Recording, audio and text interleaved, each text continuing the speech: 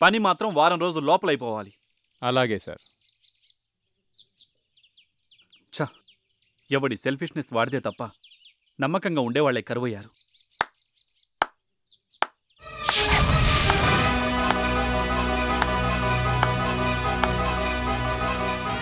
నమ్మకం గురించి నువ్వు మాట్లాడుతున్నావా ఆనంద్? నువ్వా? ఇక్కడికి ఎందుకు వచ్చావు? ఇప్పుడు నువ్వు అన్నావే సెల్ఫిష్నెస్. భార్య బతికే ఉండగా మరో పెళ్లి చేసుకోవాలనుకునే సెల్ఫిష్నెస్. కట్టుకున్న దానికి అన్యాయం చేసేనా సరే మరో ఆడదాని కౌగిట్లో కరిగిపోవాలనుకునే సెల్ఫిష్నెస్. నీకు పుట్టబోయే బిడ్డ అనాథైనా సరే నీ సుఖాన్ని నువ్వు చూసుకోవాలనుకునే సెల్ఫిష్నెస్. ఆ సెల్ఫిష్నెస్ గురించి నిన్ను అడగాలని నిలదీయాలని ఇక్కడికి వచ్చాను. మోహన్, ఏ వినడానికే ఇబ్బందిగా ఉంది కదూ, అసహ్యంగా ఉంది కదూ, కంపరంగా ఉంది కదూ? చేస్తున్న నీకేలా ఉంటే చూస్తున్న వాళ్ళకి ఇంకెలా ఉండాలి? నువ్వు చేస్తున్న ద్రోహాన్ని తలుచుకుంటూ ప్రతి క్షణం కుమిలిపోతున్న నీ భార్యకి ఎలా ఉండాలి? భార్య? అది నా భార్య కాదు. ఇప్పుడు దానికి నాకు ఎటువంటి సంబంధం లేదు. ఉంది. అగ్ని సాక్షిగా నువ్వు కట్టిన తాలిబొట్టు ఇంకా సంధ్య మెళ్ళలోనే ఉంది. ఆ దైవ సాక్షిగా నీకు పుట్టబోయే బిడ్డ సంధ్య కడుపులో పెరుగుతూనే ఉంది. తెంచుకోవాలన్నా తెగుపోని బంధం మీది. బంధం కాదని బంధనం. ఆ బంధనాన్ని శాశ్వతంగా తెగతెంపులు చేసుకోవాలని నేను నిర్ణయించుకున్నాను.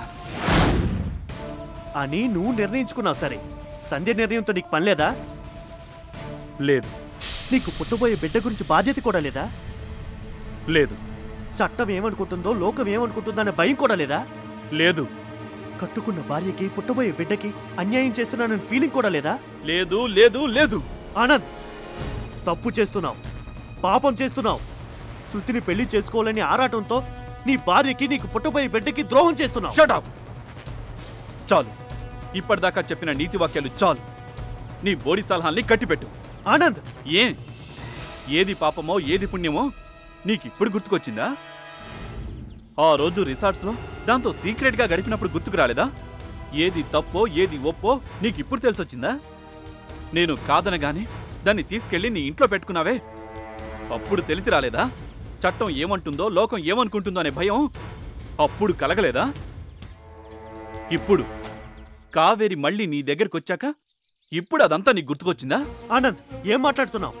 ఇంతకు ముందు నువ్వు అన్నావే సెల్ఫిష్నెస్ గురించి, ఆ సెల్ఫిష్నెస్ గురించి, నీ సెల్ఫిష్నెస్ గురించి. నేను సెల్ఫిష్ గా ప్రవర్తించానా? ఎస్ కాదా? ఇన్నాళ్ళు సంధ్యని వాడుకున్నావు, దాని జీవితంతో ఆడుకున్నావు, పచ్చటి మా కాపురంలో చిచ్చు పెట్టావు. నా మీద కసితో ద్వేషంతో దాన్ని లొంగ తీసుకుని నీ వైపుకు తిప్పుకున్నావు. కావేరి మళ్ళీ నువ్వే కావాలని నీ చుట్టూ తిరిగేసరికి ఎలాగైనా సంధ్యని వదిలించుకోవాలనుకున్నావు.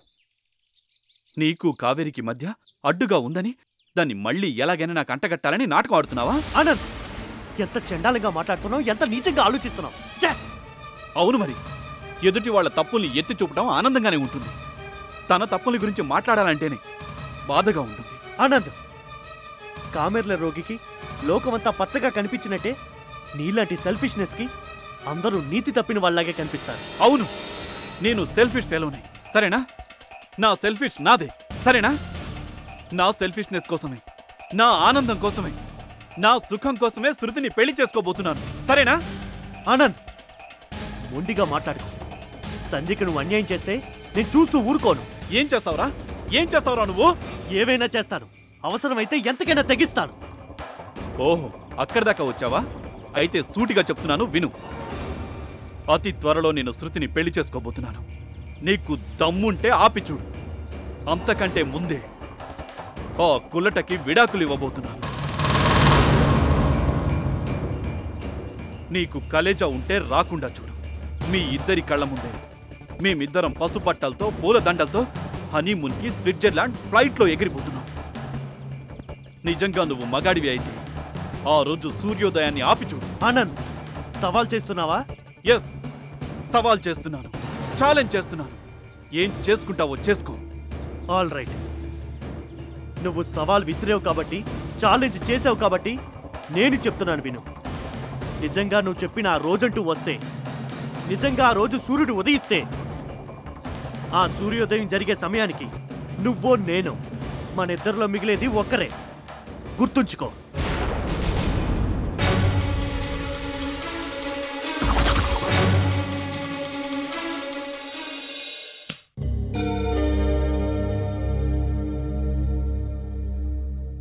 Good morning sir. ఇవాళ కూలీలకు జీతాలు ఇవ్వాలి. మీరు ఈ ఫైల్ చూసి సంతకాలు పెట్టేస్తే ఓ పని అయిపోతుంది.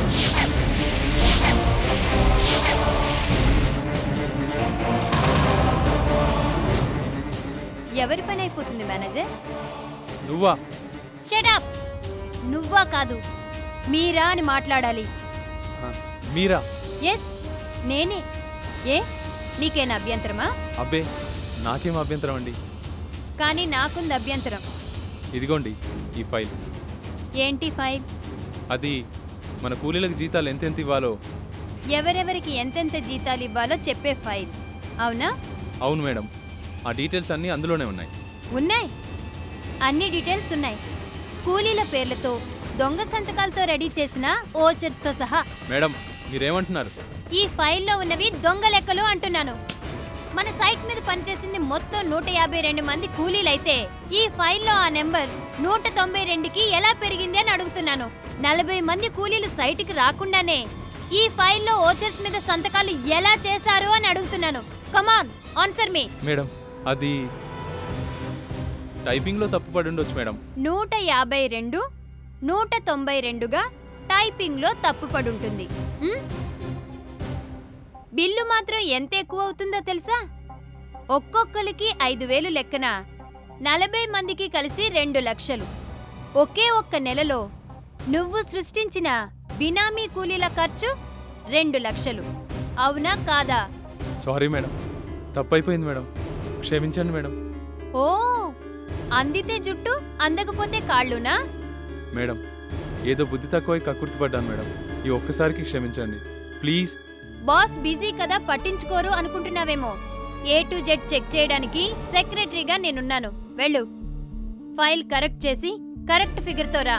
కరెక్షన్ అన్నా కరప్టెడ్ మనుషులన్నా నాకు మండిపోతుంది. Get lost.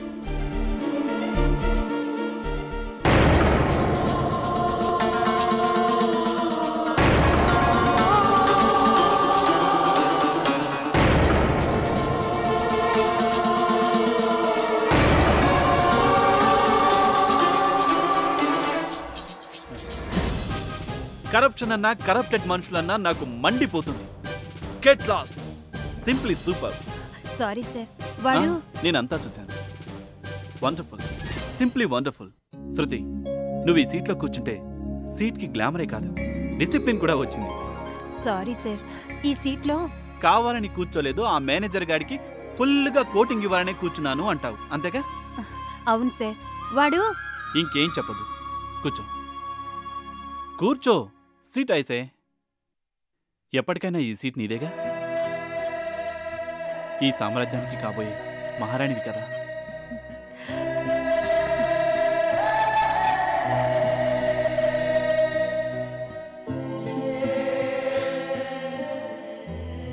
గుడ్. నువ్వు ఈ సీట్లో కూర్చుంటే సింహాసనాన్ని అధిష్ఠించిన రాణి రుద్రమదేవిలా ఉన్నావు. Keep it up. పొండి సార్ మీరు. హే,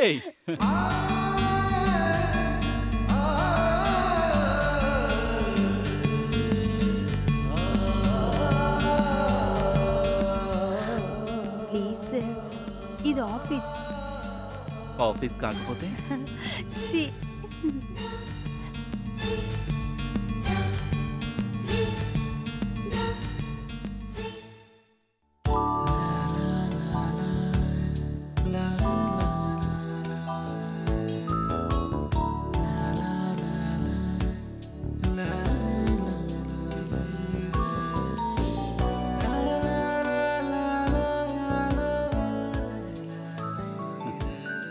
ఎస్, శృతి చేతిలో పెడితే నా లైఫే కాదు, కంపెనీ కూడా సేఫ్. చీచి చీచి చీచి, ఊళ్ళో ప్రతి అడ్డగాడికి జవాబు చెప్పలేక చచ్చిపోతున్నాను. అందరికీ మనటి గొడవే కావాలి. కర్మ, ఎవరికి ఏమవుతారో ముందు మనకు అర్థమై చేస్తే కదా ఊళ్ళో వాళ్ళకి చెప్పడానికి. అదేదో సినిమాలో చెప్పినట్టు మా మావయ్య రెండో పెళ్ళాం మొదటి మొగుడికి నేను రెండో పెళ్ళాన్నైతే నా మొదటి మొగుడి మొదటి పెళ్ళాం ఇప్పుడు నాకేమవుతుంది? నా మొదటి మొగుడి మొదటి పెళ్ళాం మా మావయ్యకి రెండో పెళ్ళావైతే ఆవిడ గారి మొదటి మొగుడు రెండో పెళ్లి చేసుకున్నాక ఇప్పుడు ఆవిడకేమవుతాడు? అబ్బబ్బబ్బబ్బా, ఎవరికి పెళ్ళాలో ఎవరికి మొగుళ్ళో బొర్ర బద్దలు కొట్టుకున్నా అర్థమై చావడం లేదు. మనలో మనకే ఎలా ఉంటే ఊళ్ళో వాళ్ళు అడిగారంటే అడగరు మరి. కావేరి, చూడతా, ఇలా అంటున్నానని ఏవి అనుకోకు. కాసేపు మావయ్య సంగతి పక్కన పెట్టు. మీ ఆయన చిచి మా ఆయన సంగతి పక్కన పెట్టు. ముందు నీ సంగతి చెప్పు. ఏం చెప్పాలి? ఏం చెప్పాలని నిర్ణయించుకున్నావు అని. మాకెవరికి కాదు, రేపు నీకు పుట్టబోయే బిడ్డకి. నువ్వు మా మావయ్యని చూపించి ఈయనేరా మీ నాన్న అంటే వాడు మరి ఈయనెవరు అని ఈ ఇంట్లోనే ఉన్న మా ఆయన్ని చూపించి అడిగితే ఏం జవాబు చెప్తావు అని. అంకులని చెప్తావా, అన్నయ్యని చెప్తావా, లేక నీ మాజీ మొగుడే అని అరటి తొక్క వలిచినంత స్పష్టంగా చెప్తావా? అప్పుడు వాడు మా మావయ్యని నాన్న అని పిలిస్తే మా ఆయన్ని ఏమని పిలవాలి, నన్నేమని పిలవాలి? రేపు నాకు పుట్టబోయే బిడ్డ నిన్నేమని పిలవాలి? నీ బిడ్డ నా బిడ్డ ఒకడినొకళ్ళు ఏ పర్సులు పెట్టి పిలుచుకోవాలి అని. కావేరి, ఏంటి కరెంటు షాక్ కొట్టినట్టుందా? ఉంటుంది మరి, ఏం చేస్తాం? అందుకే బావి వరస అన్నారు. మనకి మనం ఏంటో తెలిస్తే సరిపోదు, ఇరుగు పొరుగు వాళ్ళకు కూడా తెలిసి చావాలి మరి. చీచి చిచి చిచి తలుచుకుంటేనే కంపరం పుడుతోంది. ఇవాళ కూరలమ్మాయి అడిగింది, రేపు కిరాణా కొట్టువాడు అడుగుతాడు, ఎల్లుండి గుడికెళ్తే పూజారి అడుగుతాడు. కర్మకాలి ఏ పెళ్లికో వెళ్తే అక్కడ వాళ్ళు కూడా ఇదే ప్రశ్న వేస్తారు, ఎవరికెవరు ఏమవుతారు అని. అందుకే వరసల్ని బయట పెట్టుకోలేకపోయినా ఏ ఇంట్లో ఉండాల్సిన వాళ్ళు ఆ ఇంట్లోనే ఉంటేనే సగం బాధ తప్పుతుంది. కావేరి, ఏంటి నువ్వు అనేది? అయ్యో రాత, రామాయణం అంతా విన్నాక రాముడికి సీత ఏమవుతుంది అన్నట్టు ఏంటి నువ్వనేది అని అడుగుతున్నావా? అయితే సూటిగానే చెప్తాను విను. నేను నా మొగుడింట్లో ఉన్నాను, నువ్వు నీ మొగుడింట్లో ఉంటేనే బావుంటుంది.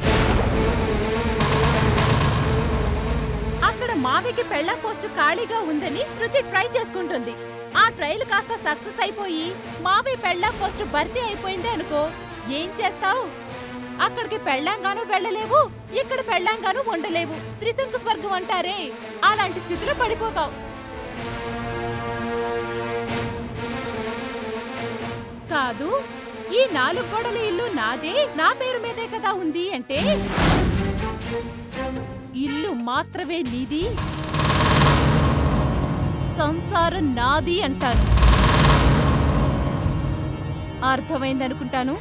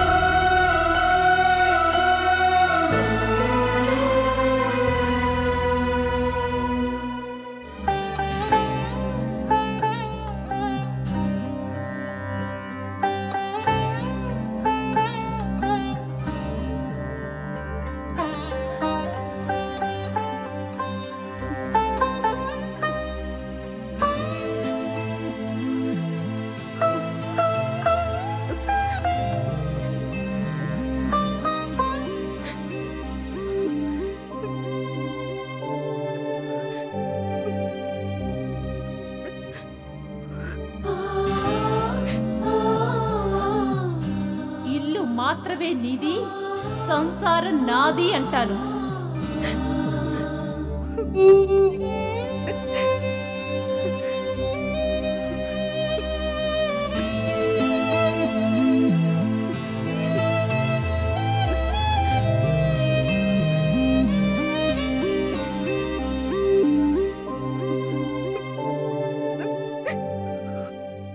చేతిలో చెయ్యేసి చెప్పు బావా, చేతిలో చెయ్యి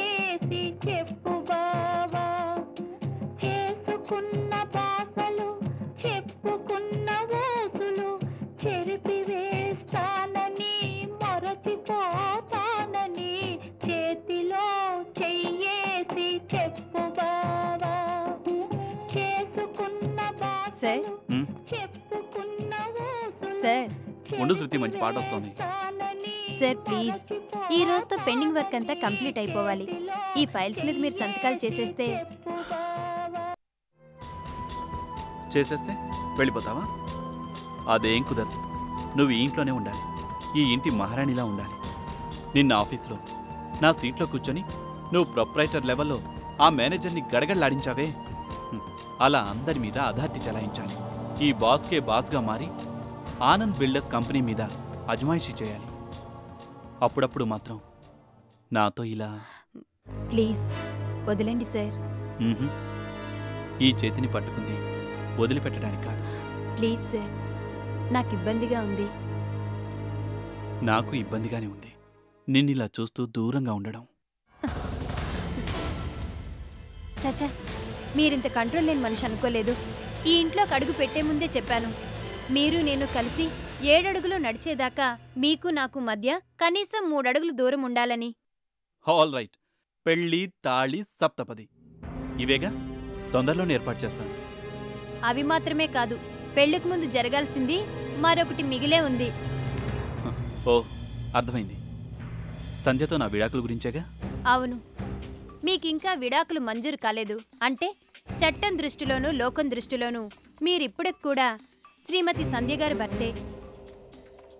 శృతి, నీకు ముందే చెప్పాను, నా మనసులో దానికి ఎలాంటి స్థానమూ లేదని, ఇక ముందు ఉండబోదని. మీరు చెప్పారు సరే, మీ ఆవిడ సంగతి ఏంటి? ఆవిడ విడాకులు ఇస్తే కానీ మన పెళ్లి జరగదు. అప్పటిదాకా నేను నా జాగ్రత్తలో ఉండాలి కదా. అంటే నా మీద నీకు నమ్మకం లేదా? పెళ్లికి పునాది నమ్మకమే శృతి. అదే నమ్మకంతో మీ భార్య కూడా మీ చేత తాళి కట్టించుకుందనుకుంటాను. అదే నమ్మకంతో ఇన్నాళ్ళు మీతో కలిసి కాపురం చేసిందనుకుంటాను. శృతి, దయచేసి దాని ప్రస్తావన మన మధ్య తేవద్దు. నేను మీ దగ్గర ఆవిడ గారి ప్రస్తావన తేకూడదంటే మీరు ఆవిడ దగ్గర నుంచి విడాకులు తెచ్చి చూపించాలి. తప్పకుండా చూపిస్తాను.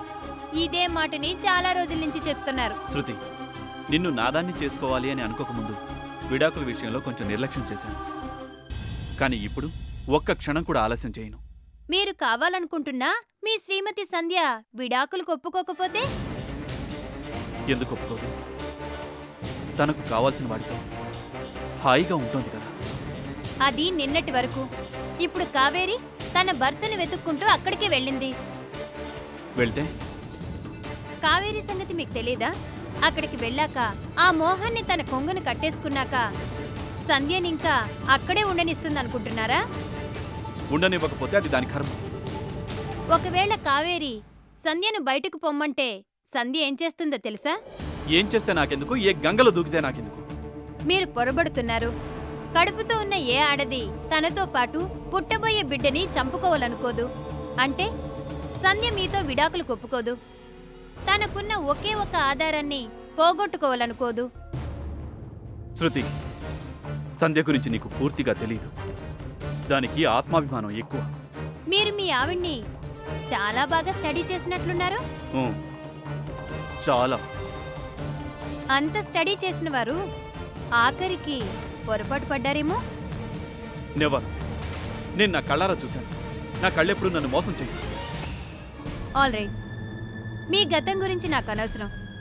కానీ నా భవిష్యత్తు గురించి మాత్రం నేను తప్పకుండా జాగ్రత్త పడతాను. అంటే పెళ్ళయ్యే వరకు ముట్టుకోవద్దు అంటాం. అవును. సంధ్యతో విడాకులు తీసుకున్నాకే మన పెళ్ళి అంటాం. అవును. ఓకే, మళ్ళీ నిన్ను ఇబ్బంది పెట్టను. పచ్చటి పందిట్లో 10 మంది ముందు నీ మెళ్ళో తాళి కట్టేదాకా నిన్ను తాకనే తాకను. సరేనా? సరే. But one condition. వచ్చిన పని పూర్తయిపోయింది కదా అని నువ్వు వెళ్ళిపోకూడదు. ఇక్కడే ఉండాలి, నా కళ్ళ ముందే ఉండాలి. ఉంటాను. నేనెదురు చూస్తున్న ఆ శుభముహూర్తం వచ్చేదాకా ఇక్కడే ఉంటాను, మీ కళ్ళ ముందే ఉంటాను.